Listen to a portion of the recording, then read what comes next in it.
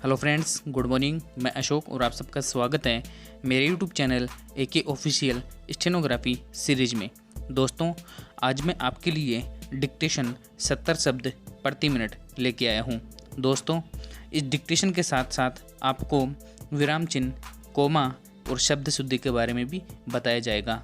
दोस्तों, यह dictation Rajasthan high court, Vidhan Sabha, SSC, SSB, BSF, CRPF, CISF, ITBP, NTPC, railway और भी ऐसे बहुत सारे डिपार्टमेंट हैं जिनमें यह डिक्टेशन डिक्टेट की जाती है।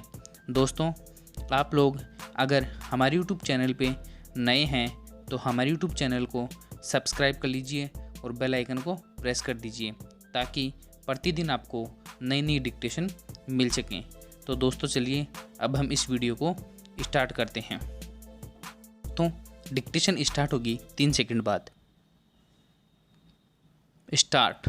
अध्यक्ष महोदय, कोमा, वह हिम्मत करें जिससे देश में ज़मीन जोतने वालों को मिले और जो मेहनत नहीं करते उनसे ज़मीन लेकर उसका बंटवारा कर दिया जाए। विराम। मुझे आश्चर्य हुआ जब मैंने इस प्रतिवेदन को आरंभ से अंत तक देखने की कोशिश की और इसमें अंग्रेजी का इतना समर्थन मेरी समझ के बाहर की बात थी। विराम।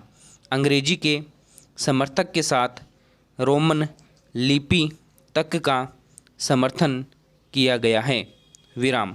जब हमारे संविधान में देवनागरी लिपि को राष्ट्रीय लिपि माना गया है और आज भी हिंदी देवनागरी लिपि में लिखी जाती है, कोमा, मराठी देवनागरी लिपि में लिखी जाती है, कोमा, अन्य भाषाएं अपनी अपनी लिपि में लिखी जाती हैं। रोमन लिपि के लिए इस आयोग की रिपोर्ट में किस प्रकार कहा गया? रोमन लिपि की बात कैसे इसमें आई, यह मैं कम से कम नहीं समझ पाया। विराम। पर एक बात देखने योग्य है कि अंग्रेजी का इतना समर्थन होने के बाद भी और कई विदेशी विशेषज्ञ इस आयोग के सदस्य होने पर भी अंत में उन्होंने भी माना कि अंततोगत्वा शिक्षा का माध्यम प्रादेशिक भाषाएं होंगी। विराम। आयोग को यह भी मानना पड़ा कि अंग्रेजी के माध्यम रहने से देश की हानि हो रही है और संसार के किसी भी देश में ऐसी स्थिति नहीं है। विराम। आयोग स्वयं इस बात को स्वीकार करता है कि इस प्रकार की विदेशी भाषा के माध्यम से हमारे देश की कितनी हानि हो रही है। विराम। मैं त्रिसूत्री भाषा फॉर्मूले का समर्थक हूँ। विराम।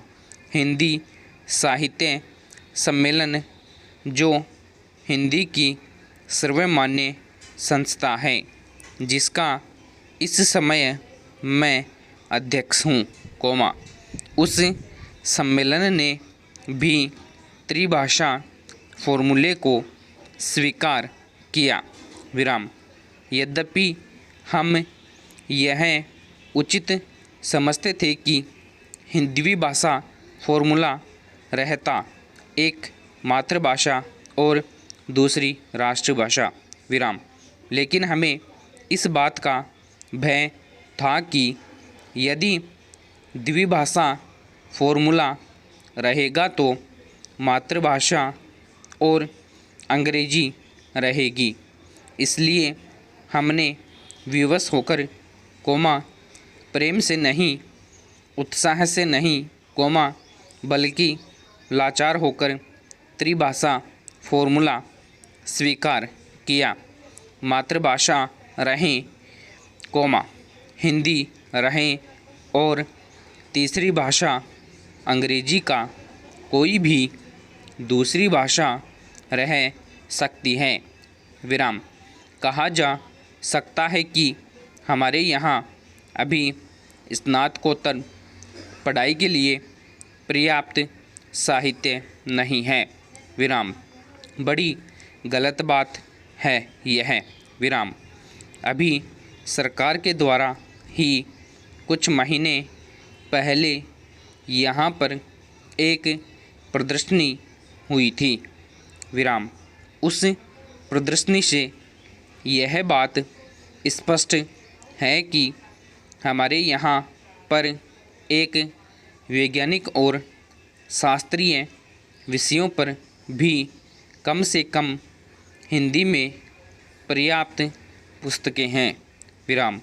केवल स्मरण शक्ति पर उन्होंने सोचा था कि इस प्रकार से प्राप्त ज्ञान बच्चों में जागरूकता, कार्यकुशलता, स्वतंत्र भावना पैदा करता है, जो इस जीवन के संग्राम में बहुत सहायक हो सकता है विराम। दोस्तों, मुझे आशा है कि आप लोगों को हमारे वीडियो पसंद आया है। दोस्तों, अगर वीडियो पसंद आया है तो लाइक कीजिए, कमेंट कीजिए और शेयर कीजिए। और दोस्तों, आप लोग अगर इस वीडियो को पूरा देखते हैं तो प्लीज़ लाइक ज़रूर करें। और दोस्तों, आप लोग अगर हमारे यूट्यूब चैनल पर नए हैं तो हमारे यूट्यूब चैनल को सब्सक्राइब कर दीजिए और बेल आइकन को प्रेस कर दीजिए। थैंक यू दोस्तों।